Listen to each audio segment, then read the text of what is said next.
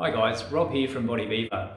In an earlier video, I showed you two really good exercises for your core and gluteal muscles.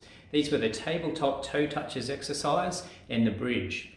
What I want to do now is show you how you can progress these exercises to make them harder as you get stronger and better at them.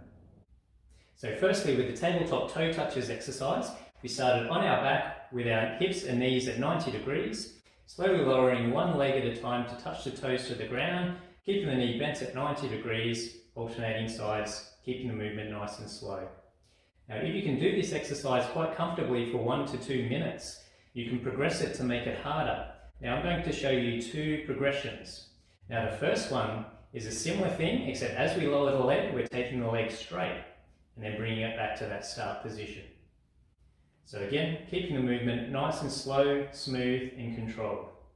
Now, the next progression to make it even harder is keeping the knees bent, except lowering both feet at a time to touch the toes to the ground and then coming back up.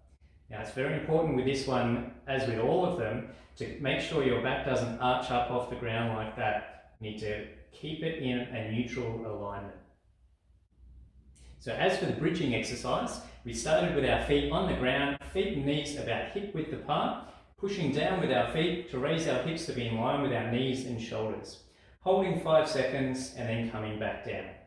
Now, to progress this exercise, as you're holding that bridge position, you're lifting one foot slightly off the ground, then putting it back down, and doing the same on the other side. So it's as if we're slowly marching on the spot. You're going to do 5 times each side and then come back down. Now, the challenge with this exercise is making sure you keep your hips level to the ground. You're not letting your hip drop down on one side as you lift one leg. So keeping it nice and level and stable. Now, to progress the exercise even further, we're starting in the same crook-like position, except with one foot slightly off the ground, and we're pushing down with the other foot into a bridge. So it's like a single leg bridge.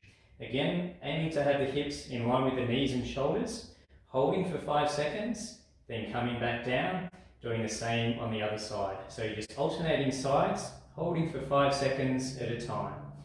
Now, as always, it's important to make sure our back stays in a neutral alignment, so not bending or extending through the back. And we want to make sure that we don't hold our breath through any of these exercises.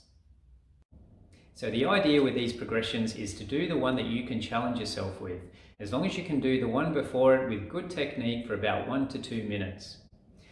Now, these two exercises hit all those important core stabilizing muscles of our lumbar pelvic area, which makes them a great combination because a lot of problems we see in the clinic are due to a lack of core stability or gluteal strength.